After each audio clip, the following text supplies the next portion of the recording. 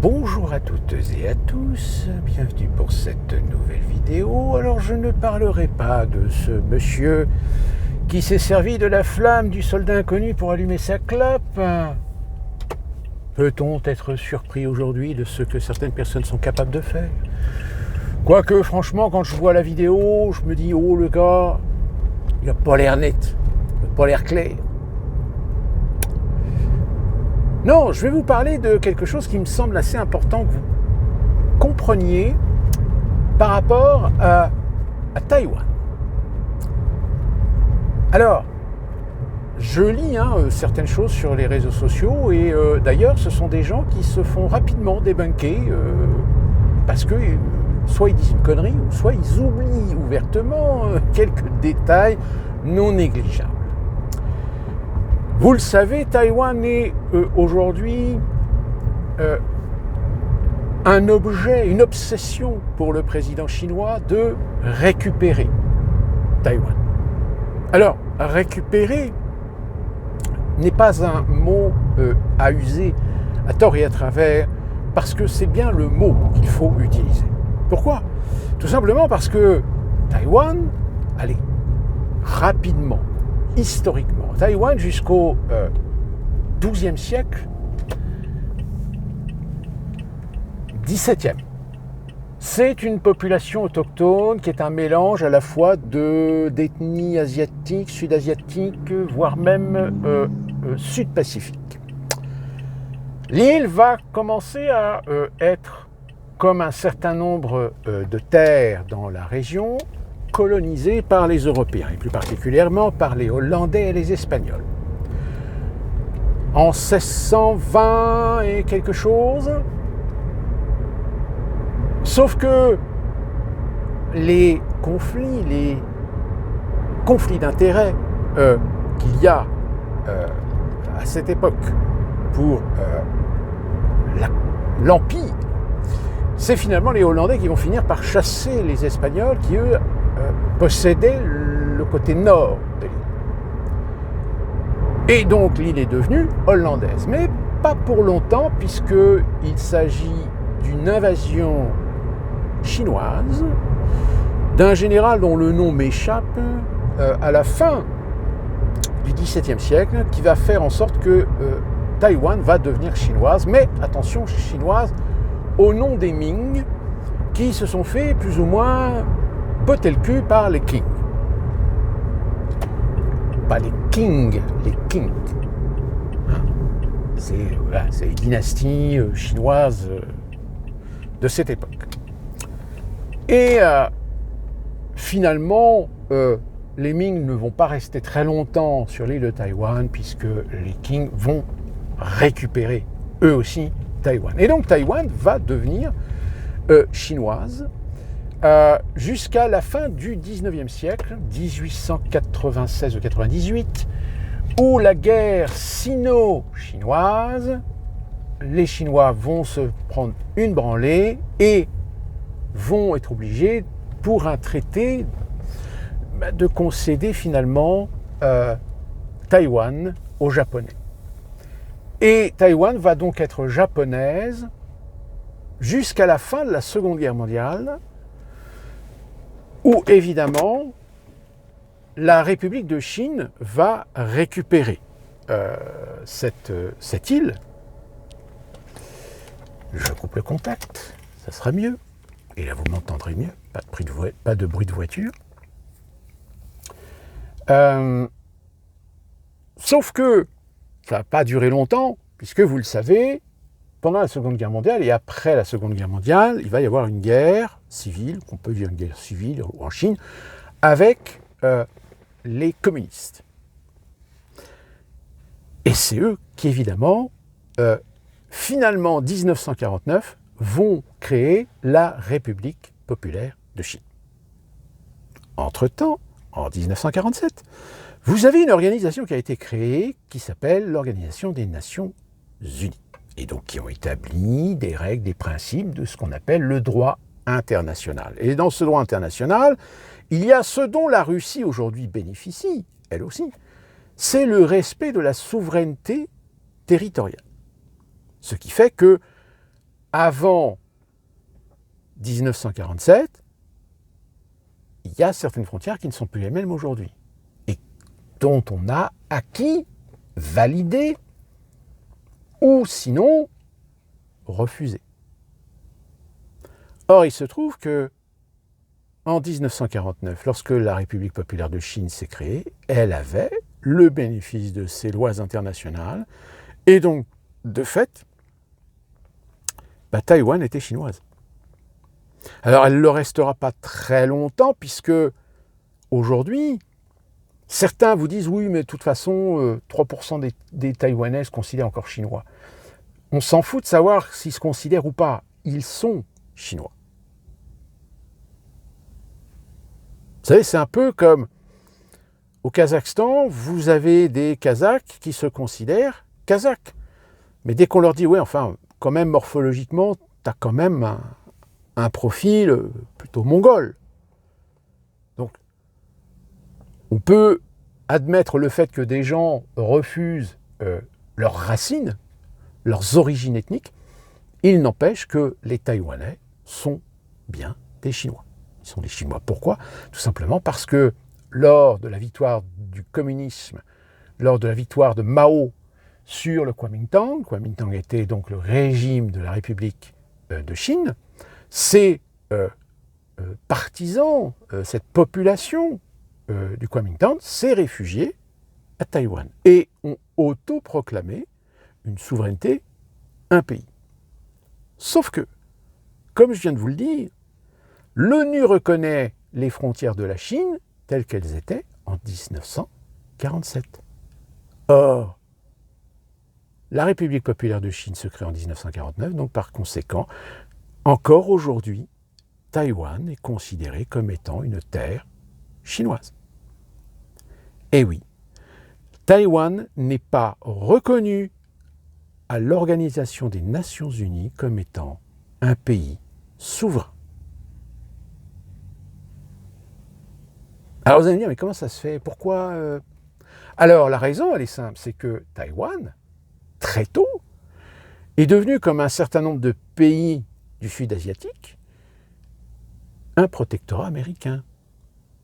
Au même titre que l'a été et que l'est toujours la Corée du Nord, c'est-à-dire que ces pays, qu'ils soient reconnus ou non par la communauté internationale, sont des protectorats américains.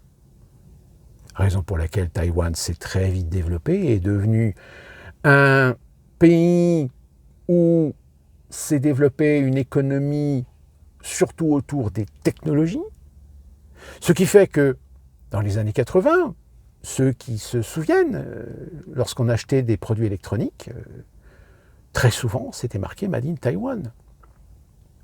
Donc, si vous voulez, c'était une façon pour les Américains d'avoir un contrôle sur quelque chose qui servait leurs intérêts, de pouvoir produire des composés électroniques, des matériels, des produits manufacturiers moins chers qu'aux États-Unis. Mais alors vous allez me dire, mais pourquoi les Américains n'ont pas fait en sorte qu'à l'ONU, ils déclenchent une procédure de reconnaissance de souveraineté ? Tout simplement parce qu'à l'ONU, c'est le Conseil permanent de sécurité. Et qui est au Conseil permanent de sécurité ? La France, la Grande-Bretagne, les États-Unis, la Russie et la Chine. Et que par conséquent, personne n'a voulu se mettre en opposition avec l'intérêt de la Chine de conserver cette souveraineté territoriale et donc par conséquent de légitimer que Taïwan est chinoise. Donc vous comprenez aujourd'hui pourquoi Taïwan est un problème. Alors c'est d'autant plus un problème que Taïwan a aussi été révélateur de la problématique de la mondialisation. Parce que le Covid a provoqué quoi ? Il a provoqué un ralentissement, voire un arrêt d'un grand nombre de pans et de secteurs économiques. Pourquoi ? Parce que Taïwan est l'un des leaders, si ce n'est le leader de la production de microprocesseurs. Eh ouais. Ce qu'on dit souvent d'ailleurs, hein. Délocaliser pour payer moins cher, c'est bien, mais le jour où vous avez un problème avec le pays qui vous fournit, ben vous êtes en slip. Alors, à Taïwan, vous avez une grosse compagnie qui produit des composés électroniques, dont des micropuces. Aujourd'hui, ils ont compris la leçon. Ils se sont dit, ok, on a vu qu'avec le Covid, ça nous foutait dans la merde parce que beaucoup d'entreprises, par exemple les constructeurs automobiles, se sont retrouvés en slip. C'est-à-dire qu'ils avaient pu, ils n'étaient plus livrés. Souvenez-vous, en France, Renault Sandouville qui s'est mis à fermer pendant 2-3 jours parce qu'il n'avait plus de composés. Vous ne pouvez plus sortir de bagnole. Donc depuis quelques années, on a un petit peu rétro-pédalé. Aujourd'hui, les Taïwanais, pour justement éviter de se retrouver encore une fois de plus à ne pas pouvoir vendre ou exporter là où ça sert les intérêts, eh bien c'est pour ça que par exemple en Arizona actuellement est en train de se construire une énorme usine de fabrication de cette même compagnie. Alors cette compagnie c'est CSMT je crois, pour justement permettre aux Américains eh bien, d'avoir accès directement à une production sans être tributaire d'un événement, quel qu'il soit. Alors là, c'était l'événement pandémique. Donc, voilà le problème. Et qui est aujourd'hui dans la mouise ? Ben, c'est l'Europe.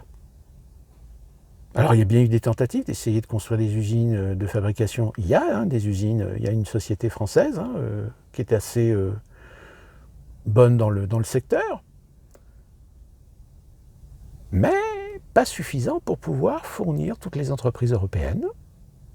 Et donc, du coup, les entreprises européennes sont toujours tributaires, soit des productions taïwanaises, soit des productions américaines, soit des productions chinoises.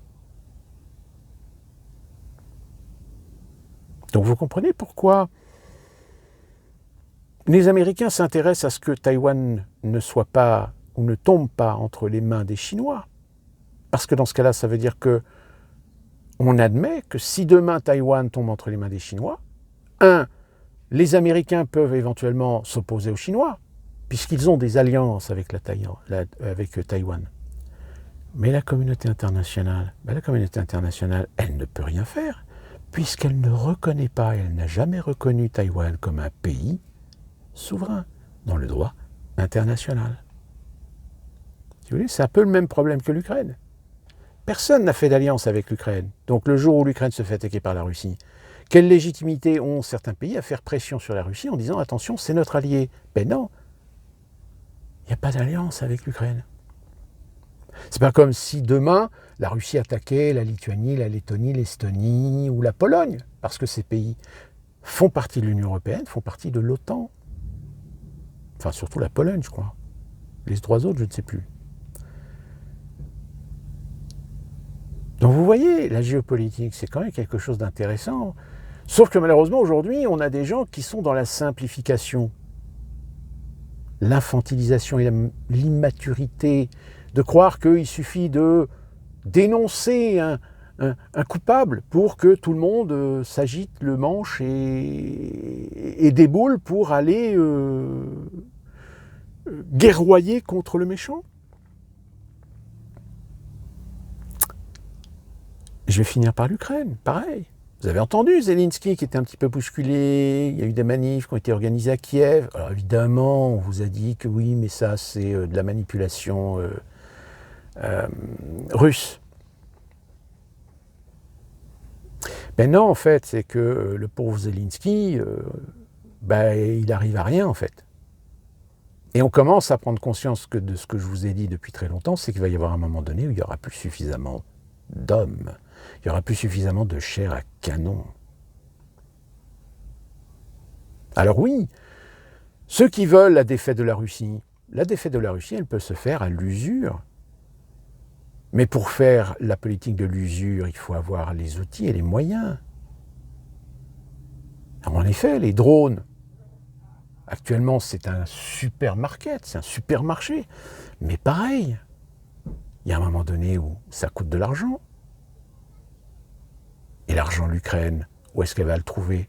Si ce n'est signer des accords avec des sociétés financières, des sociétés d'investissement, et que finalement le peuple ukrainien devant lui va se voir son pays se faire racheter par petits bouts. Donc méditez bien sur la question. Est-ce que la Chine va-t-elle attaquer Taïwan en sachant pertinemment que elle pourrait y gagner au bénéfice, mais pas forcément en tout et pour tout? Et finalement, est-ce que les Américains s'amuseraient-ils à défendre Taïwan au risque qu'il y ait une escalade, au risque que ça finisse par se balancer de la bombe nucléaire sur le coin de la tronche? Parce que dans ce cas-là, ça veut dire qu'en effet, les alliances se mettraient en branle. Et vu que la Chine et la Russie sont alliés par pragmatisme, c'est compliqué. Sauf que cette complication, aujourd'hui, vous avez des gens qui essaient de vous convaincre que oui, de toute façon, c'est les mêmes, de toute façon, qui vous disent oui, il faut aller défendre les Ukrainiens, il faut aller se battre contre la Russie, il faut bouter le russe d'Ukraine. Ouais. Avec quoi? Avec qui? Ton fils? Ou toi-même? Et là, évidemment, ouais, de toute façon, t'es un pro-Poutine, t'es un facho, blablabla. Ouais, mais ça, pareil, les gars, ça commence à agacer. Ça commence à agacer les Français, ça commence à agacer les gens, qu'à chaque fois qu'on met une contradiction ou une critique, paf, on se fait littéralement étiqueter d'extrême droite, de facho, de nazi. Non, au bout d'un moment, ça ne fonctionne plus. Ça ne fonctionne plus, et je dirais même que ça pousse irrémédiablement les gens qui étaient encore relativement indécis, qui n'étaient pas forcément des électeurs du Rassemblement national. Et bien finalement, de toute façon, on y reviendra parce que pareil aux États-Unis, là il y a eu l'affaire du Texas, je ne sais pas si vous avez entendu parler, mais on y reviendra dessus parce que ça, pareil, c'est vraiment une spécificité très américaine, mais qu'on accuse aujourd'hui les républicains de faire pour essayer de modifier le résultat que pourrait avoir le mid-term, alors que les démocrates usent également de ce genre de pratique, et ils auraient tort de s'en priver d'ailleurs. Mais on y reviendra dessus. D'ici là, portez-vous bien, soyez prudents, bougez bien.